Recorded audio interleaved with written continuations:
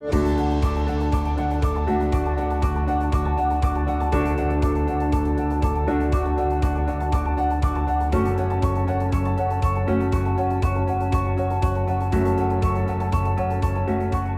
essentially help business units prepare for disaster events, right? It could be any type of scenario, an oil spill. It could be a natural disaster like a hurricane or fires or tornadoes or earthquakes. The other majority of our time that we spend is in response mode, much like we're doing today. We actually stood up the week that it emerged out of Wuhan. We started looking at our pandemic response plans, seeing what we needed to update. We, rallied to find and identify people who could come into this response, this cross-functional response. And we did this within 48 hours. We had over 100 people identified, pulled into the command center. The early days were very chaotic, right? Because it was just so many unknowns. As an epidemiologist, we study the patterns of disease and the causes of disease that affect the population, right? We observe all these patterns and all these diseases as a population and how it's going to affect the population.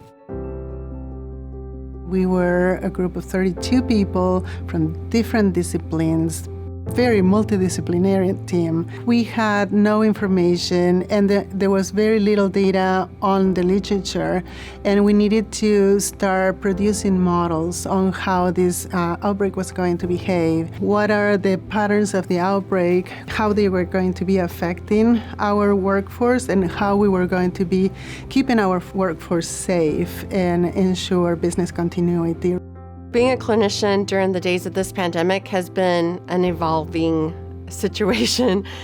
We went from, providing individual care to now reviewing all of our processes in place, looking at the most current research that has been updated sometimes on a daily basis, making sure that we're providing guidance regularly, not only to each other as clinicians, but to our employees, our workforce, our business units, and keeping up with the changes. When COVID cases were first identified in Asia, our team actually had to stand up immediately and start responding and come up with recommendations and guidance and protocols very quickly.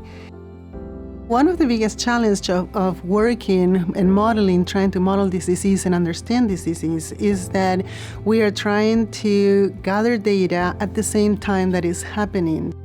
Initially, when the pandemic first started, there was a shortage of essential PPE, such as the masks.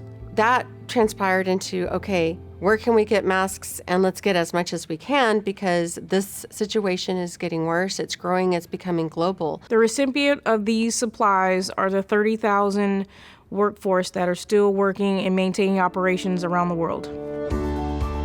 We have shipped out masks, thermal imaging devices, hand sanitizer, COVID tests, and also touchless thermometers. The enterprise health team did develop protocols for pre-entry screening, and this was leveraged off of some of the screenings that were already occurring in Asia. And some of that pre-entry screening was developed in phases. We started out with questionnaires and thermal screening, and now in most sites we have both of those safeguards in place. As we learned, we had to pivot, or we had to be agile in our thought process and continuously moving in the direction with the virus itself. Our group knows that we're doing something that has a very huge impact. Although it is challenging, I do feel rewarded at the end of the day that I am helping to contribute to our workforce safety. And we continue to power the world with human energy. We can do difficult, right? Chevron does do difficult.